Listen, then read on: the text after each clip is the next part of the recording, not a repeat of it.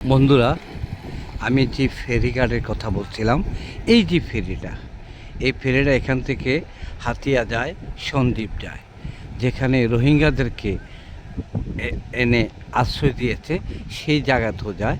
তো যাই হোক, অপূর্ব সুন্দর, কিন্তু রোদের প্রচণ্ড তাপের কারণে আমি অসহ্য হয়ে গেছি, তাই আমি আর ওইদিকে যাচ্ছি না। আপনারা দেখেন, এই ফেরিঘাটটা আমি দেখাচ্ছি। রোদের জন্য আমি ঠিকমতো ভিডিও করতে পারতেছি না। আপনারা দেখেন, আপনাদেরকে দেখার জন্যেই, আপনারা একটু ভিডিও উপভোগ করার জন্যেই আমার এই প্রচেষ্টা, শুধু আপনাদের সন্তুষ্টের জন্য। অনেক সুন্দর, অনেক সুন্দর।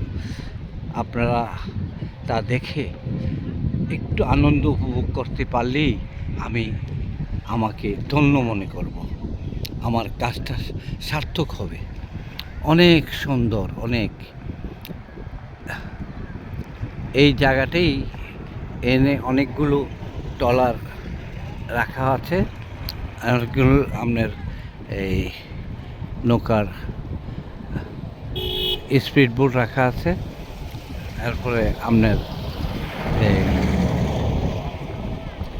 অনেক গাছগাছালো সমুদ্রের পাড়ে।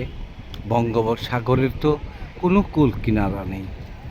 আপনারা দেখেন, যদি কোনো দিন সম্ভব হয় এসে ঘুরে যাবেন, এই উদাত্ত আহ্বানে জানাবো নিঃস্বার্থভাবে। আপনাদের মনে একটু আনন্দ যদি উপভোগ হয়, এটি আমার হবে সার্থক। আপনারা যারা লাইক, কমেন্টস, শেয়ার করেন, আপনাদেরকে দেখানোর জন্যে আমি এই কষ্ট করে ফাটা রোদ্রের মধ্যে ভিডিওটা করলাম। দেখেন, আপনাদের সুস্বাস্থ্য এবং দীর্ঘায়ু কামনা করে, আপনাদের উজ্জ্বল ভবিষ্যৎ কামনা করে, ঘুরে ঘুরে সারা বাংলাদেশ, সোনার বাংলাদেশ, অলি আউলিয়াদের বাংলাদেশ দেখার জন্য অনুরোধ করছি। যদি আল্লাহ কোনো দিন তৌফিক দেয়, এসে ঘুরে ঘুরে দেখবেন। আমি সাতবাড়িয়ার সমুদ্র বিচে আছি। এখানে অনেক স্পিড বোট, ট্রলার, তারপরে আপনার এই অনেক শিপ, অনেক দূরে অনেক শিপ আছে।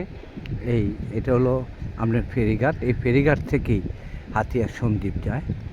ঠিক আছে, তো আজকের মতো বিদায় নিলাম। আল্লাহ হাফিজ। আসসালামু আলাইকুম ওয়া রাহমাতুল্লাহি ওয়া বারাকাতুহু। সবাই ভালো থাকবেন, সবাই সুস্বাস্থ্য এবং দীর্ঘায়ু কামনা করি। আসসালামু আলাইকুম ওয়া রাহমাতুল্লাহি ওয়া বারাকাতুহু।